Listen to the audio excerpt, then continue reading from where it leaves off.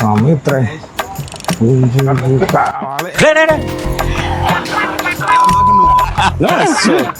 എന്റെ പൊന്ന് ഇപ്പൊ അറബിയുടെ ഇടി കിട്ടിയേനെ. അർബാബ് സോറി, ടെർമിനെ വൃത്തിയോട് കാണിക്കരുത്. എന്ത് വൃത്തിയല്ല തള്ളേ, അമ്മച്ചിയാണ് സത്യം ഞാൻ ഇട്ടിട്ടുണ്ട്. എപ്പോഴത്തെ പോലല്ല. അതല്ലടാ, എന്റെ പൊന്ന് ടെർമിനെ എന്റെ ഫ്രണ്ടിന്റെ ഹോട്ടലിലോട്ടാ പോണ. അവിടെ ചെന്ന് ഒരു കുഴപ്പം ഉണ്ടാക്കരുത് പ്ലീസ്. കയ്യിലാണെങ്കിൽ 5 ക്യാഷും ഇല്ല, ഓശിക്ക് ഫുഡ് വേണേനും. അവനെ ബാത്തിയുടെ മാലിയിട്ട് ഇറങ്ങിയേക്കണേ. നീ വന്നേ. എന്റെ കൂട്ടുകാരന്റെ ഒക്കെ പറഞ്ഞത് ഉള്ളത് എന്നടേ. നല്ല ഫുഡ് കഴിക്കുന്നു പോകുന്നു. എന്റെ ഫ്രണ്ടിന്റെ ഹോട്ടലാണ്. നീ എന്തിനെ പേടിക്കണ? ഇച്ചായനില്ല നിന്റെ കൂടെ.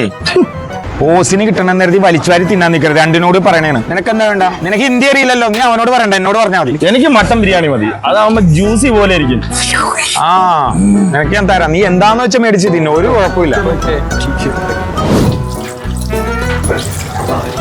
എങ്ങനെ ഉണ്ടായിരുന്നു ഫുഡ്?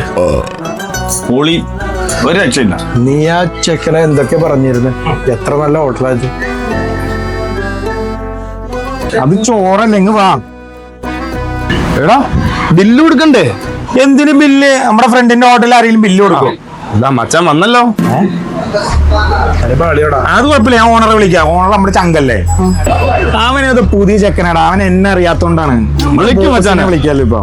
ഹലോ അനിൽ ഭായ്, ഞങ്ങളുടെ ഹോട്ടലുണ്ട്. ഫുഡ് കഴിച്ചു ഒരു പുതിയ ചെക്കൻ കൊണ്ട് ബില്ലൊക്കെ തന്നെ. നമുക്ക് എന്താ സംഭവം?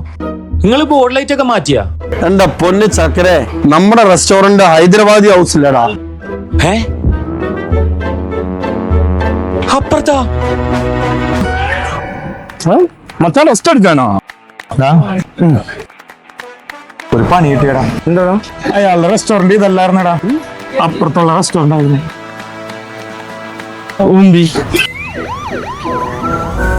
നിനക്ക് മതിയായില്ലടാ. ഈ ഇടിയിടണം കൂട്ടിത്തൊരു കൂളിംഗ് ഗ്ലാസ് ഊരടാ.